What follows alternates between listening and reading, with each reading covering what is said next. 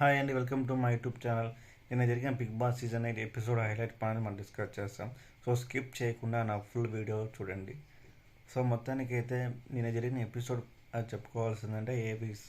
So top 5 contestants AVs అయితే ప్రదర్శించడం అయితే జరిగింది. ఫస్ట్ గౌతమ్, నెక్స్ట్ అవినాష్, తదితర మిగతా అందరు ఏవీస్ అయితే రిలీజ్ చేశారు. సో నిన్న జరిగిన గౌతమ్ ఏవీస్లో బాగా తన బాగా ఇన్స్పైర్ అయ్యే విధంగా ఏవీస్ అయితే చూపించారు. ప్రతి ఏ సీజన్లో కానీ అలా చేస్తారు, ఇన్స్పిరేషన్ ఇవ్వడానికి చేస్తారు బిగ్ బాస్.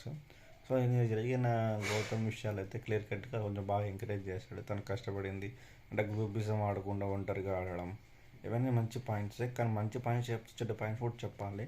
బట్ చెడ్డ పాయింట్స్ అంటే కొన్ని మిస్టేక్ చేసిన పాయింట్స్ ఉంటాయి కదా, అవి చెప్పలేదు. కానీ ఓకే, మొత్తం ఓవరాల్ ఏవి అయితే కొంచెం బాగా ఇన్స్పైర్ అయ్యేలా ఉంది గౌతమ్ది. సో నెక్స్ట్ అవినాష్ కూడా. అవినాష్ అంటే before Avinash no comedy, after Avinash comedy వచ్చింది బిగ్ బాస్ సీజన్ 8లోకి. సో ఇప్పుడు ఏవి మాట్లాడుకున్నాం గౌతమ్ గురించి. సో గౌతమ్ చేసిన ఫస్ట్ అతను ఎవరు థ్యాంక్స్ చెప్పుకోవాలి అంటే మనకంటకి థ్యాంక్స్ చెప్పుకోవాలి, నిజంగా చెప్పాలి. ఎందుకంటే మనకంట పోకుండా అంటే గౌతమ్ ఎప్పుడో వెళ్ళిపోయేవాడు బిగ్ బాస్ సీజన్ 8 నుంచి. అంటే 1 వీక్లోనే 2 వీక్స్లోనే అయిపోయేది అతను ఆడతే కథం. కానీ ఆడ ఆపర్చునిటీ ఇచ్చారు. ఎవరు ఆపర్చునిటీ ఇస్తారు చెప్పండి? పాపం తన వల్ల వచ్చింది కదా ఆపర్చునిటీ. వాళ్ళప్పుడు నువ్వు థ్యాంక్స్ చెప్పాలా? ఎవరికి చెప్పాలా? మనకంటే చెప్పాలా? మనకంటే ద్వారానే ఇట్లా జరిగాయని మనసులో కృతజ్ఞత భావన ఉండాలి. కానీ గౌతమ్కి అలా లేదు. ఎందుకంటే మనకంటే పేరే ఎత్తలేదు ఎక్కడ చూసినా. సో మనకంటే ఒకవేళ హెల్మెట్ కాకుండా ఉంటే గౌతమే హెల్మెట్ అయిపోయేవాడు. సో స్పెషల్గా ఇక్కడ అవినాష్ కూడా అంతే కదా. షీల్డ్ లేకుంటే నవ్విలో ఎప్పుడో ఇంట్లో ఉండేవాడు, అక్కడ సేవ్ చేశాను. ఇక్కడ మనకంటే గౌతమ్ సేవ్ చేశారు. ఇప్పుడు టాప్ 5లోకి వచ్చారు. అంటే ఆపర్చునిటీ వచ్చింది, ఆ ఆపర్చునిటీ కరెక్ట్ వేలో యూజ్ చేసుకొని టాప్ 1లాగా వచ్చేస్తాడు గౌతమ్. ఇది ఓవరాల్ రివ్యూ.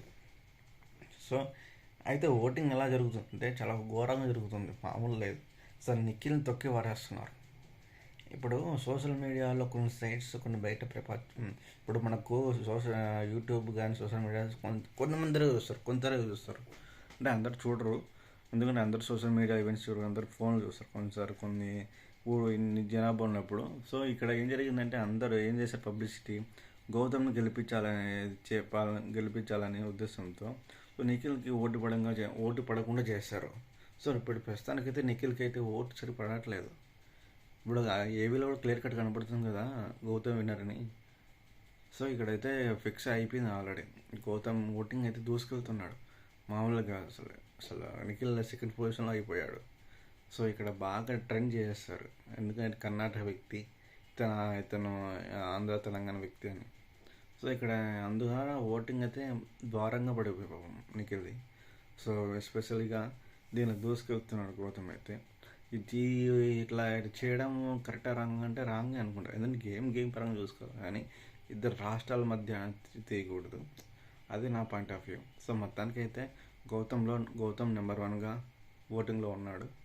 నెంబర్ 2 నిఖిల్ ఉన్నాడు. డ్యామ్ షూర్గా అయితే 90% గౌతమే విన్ అయ్యే ఛాన్స్ అయితే ఉన్నాయి. నువ్వు తారుమారు అయిపోయింది, మొత్తం తిప్పి పారేసినారు అసలు.